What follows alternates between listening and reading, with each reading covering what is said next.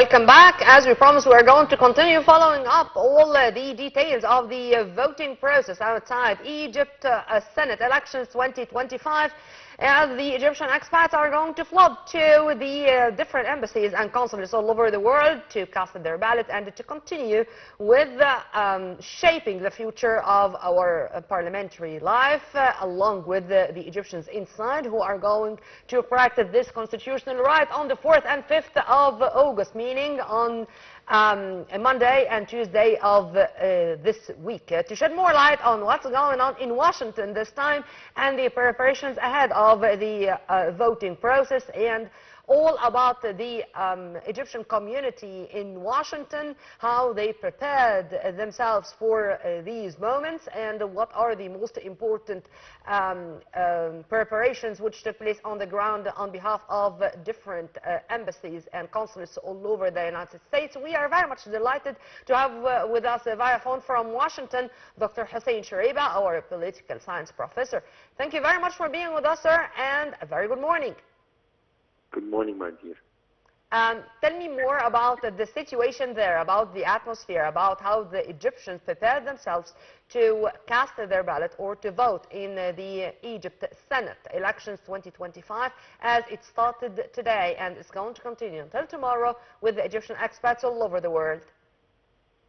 You will find that the Egyptians are more jealous than you in Egypt, and they are keen to vote because this is part of their future. And when you say the future, we're talking about who's going to take the show or run the show for a better future to Egypt, and that's the important part of it. Mm-hmm. And all of us are supporting this, and we will. Most of the community, which we sit together, we chat together every day and everywhere. We are really looking forward to go and vote and do our term of power, because when I say power, that means we need Egypt to be much more in advance, especially we are surrounded with lots of headaches from east to west and south to north, everywhere. And Egypt is really doing an stunning job at this moment. Yeah. Because Egypt is looking to make prosperity and peace in this region. Yeah. The only country can have this to be done is Egypt. It's not anyone else. Dr. Hussein, tell me how have you been able to know more about the programs of different parties and even the individual candidates who, with all their promises, their programs, their how have you studied the whole situation to be able to choose who is more suitable to represent the Egyptians in the Senate? According to his agenda, according to his background, according to his way of experience and what did he have done, all of this is counted very well. Mm-hmm. And all of us, we are chatting with each other and exchanging whether emails or messages, all these things. We tell, look to this guy, and you know the social media is also providing you some data. The Egyptian TV, and especially your channel, the Nile TV, is providing us some information which support us to come to a decision who's supposed to be the right candidate that we should go and vote for it. It's our duty, sir, and we are going to continue with executing this mission. But I'd like, sir, also to focus on the youth. This age category it's very important. How have you been able to exchange ideas and to tell them what to do, or to speak with them more about their duty or their rights as Egyptians to vote and to practice this constitutional right? My dear, I'll tell you something. The young generation which has been born in the States, they are now 21 years old and 22 years old, and they think positive about Egypt and how Egypt should be upfront. Not they are, all of us, we read and they bring out lots of things from the media, from through the internet, through your TV shows, through lots of things.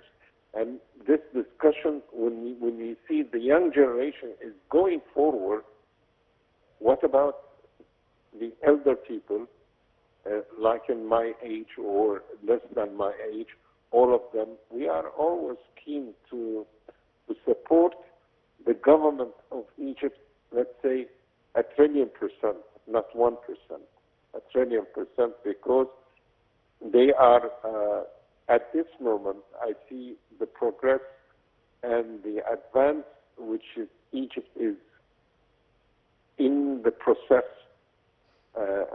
with all the hassle surrounding of us. Yeah. Believe it or not, it's a miracle. It's not anything. Egypt is doing a great job, keeping a wonderful way of peace-minded in the region for everyone. Yeah. Because you could find everywhere there is a big fire. You go to India and Pakistan, you go to Russia and Ukraine, you go to everything there is a fire is going on, and it's affecting the economy worldwide, not Egypt, worldwide. And Egypt is trying to solve problems within the region, like what is happening in Libya, east and west, like what's happening in Sudan, what is happening in Yemen, even Yemen, in Gaza, in lots of areas. And we do have, I'm not saying that we don't have problems. We do have problems. We do have some problems. And these problems, it's not the lack of our management. It is the lack of lots of things. One of it is the crisis worldwide. All these crises is affecting any economy. Dr. Hussein, would you please, I'm sorry for the interruption, but let me seize the opportunity, since you talked about the Egyptian efforts to find peaceful solutions for all the crises around us and for all the chaotic situation in the Middle East in different states, as you've kindly mentioned. How the public opinion in the States now is looking at Egypt as a key player in the Middle East region, and as you've kindly mentioned, exerting the utmost efforts to pacify these situations in different places along the Middle East?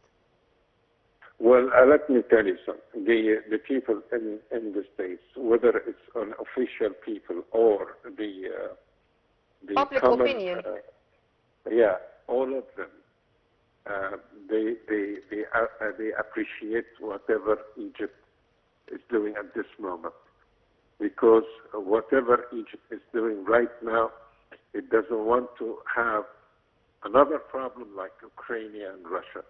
Doesn't want to have another problem like Pakistan and India. Doesn't want to have all these hassles which is happening right now. Egypt is trying to cure things, not to develop problems.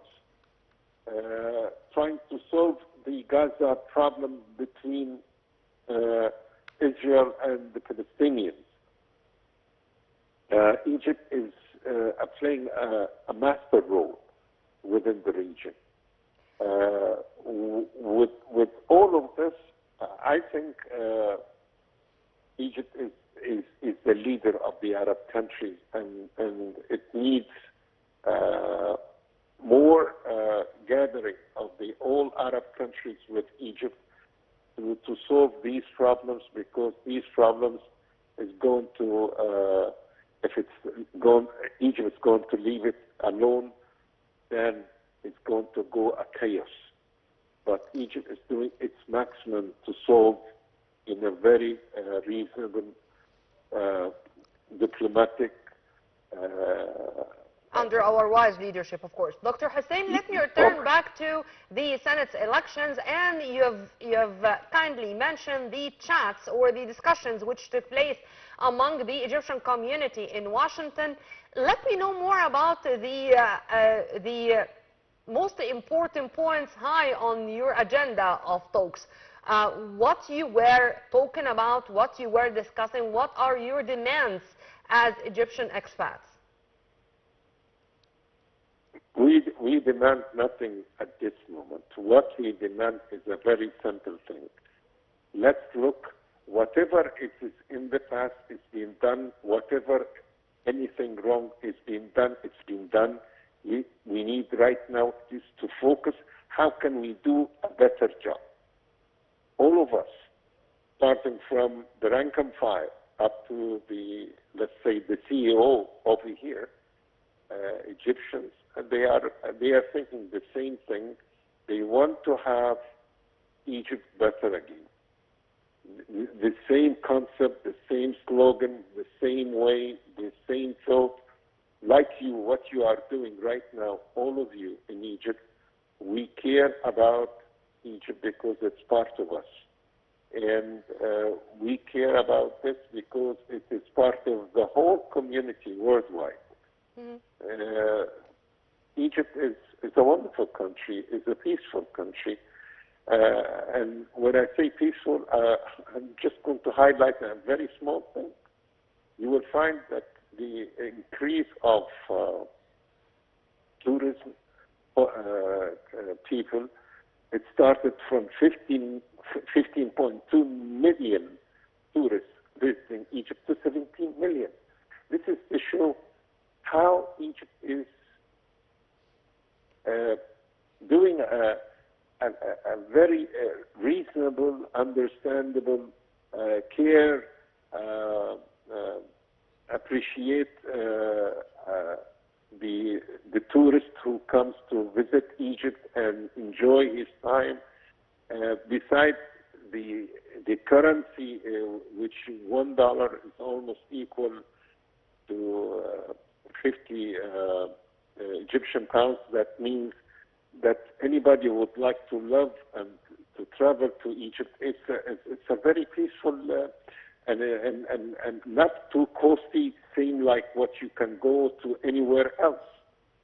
So Egypt, with the good management, with the good atmosphere, with the good presentation, the opening of the Grand Museum, the way of presenting the new discoveries. Dr. Zahi Hawass, which he's an iconic of historical what is Egypt. All of this. So when you say Egypt, you say from the rank and file, the sailor who takes you in a small boat in Aswan and sail with you and on the Nile while sunset, to the CEO and the ministers and the prime minister and even the president. All of us are working for the sake of one thing: we care. We care. I cannot find a better end to our discussion, sir.